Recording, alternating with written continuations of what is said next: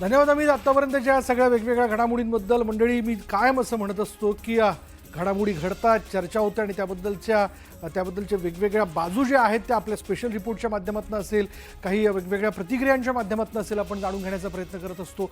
आज देखील यापुढे आपण ते करणार आहोत. पण त्यापूर्वी एक नजर हेडलाईन्सवर.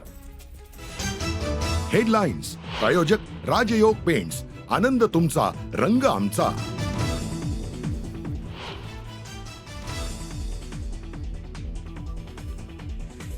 कुणाल कामरानं शिवसेनेला पुन्हा डिवचलं. शिवसैनिकांनी स्टुडिओच्या केलेल्या तोडफोडीवर नवं गाणं केलं पोस्ट.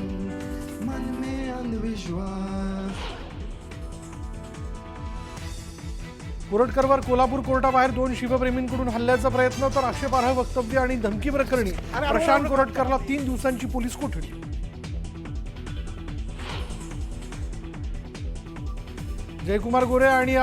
जयकुमार गोरे प्रकरणी सुप्रिया सुळे आणि रोहित पवार आरोपीच्या संपर्कात.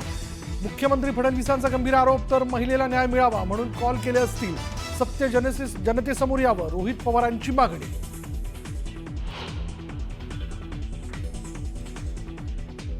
अर्थसंकल्पीय अधिवेशनाचा उद्या शेवटचा दिवस. शेवटच्या दिवशीही विरोधी पक्षनेत्याची निवड होण्याची शक्यता नाहीच. दोन्ही सभागृहात विरोधकांची टीका.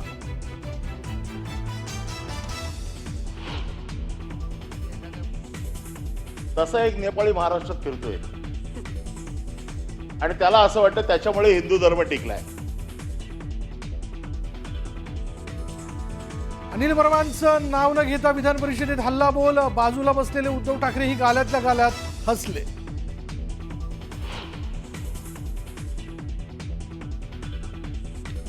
रेस्टॉरंटमध्ये पनीर मिळते की चीज अॅनालॉग हे मेनू कार्डवर लिहिणं बंधनकारक करणार. बनावट पनीर संबंधी अजित पवारांनी घेतलेल्या बैठकीत निर्णय.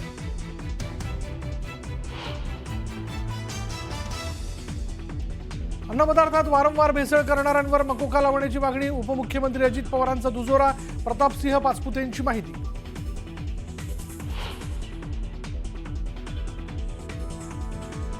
तुळजापूर ड्रग्ज प्रकरणात खासदार ओमराजे नाईक निंबाळकर अडचणीत. ओमराजे निंबाळकरांचे आरोपीसोबतचे फोटो व्हायरल. भाजपकडून फोटो सोशल मीडियावर शेअर.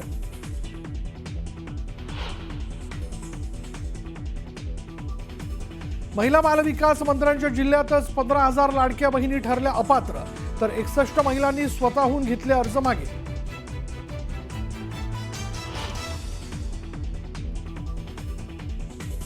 साठ वर्ष पूर्ण केलेल्या बांधकाम कामगारांना दरमहा मिळणार 12,000 निवृत्ती वेतन. बांधकाम कामगारांसाठी सरकारची महत्त्वाची घोषणा.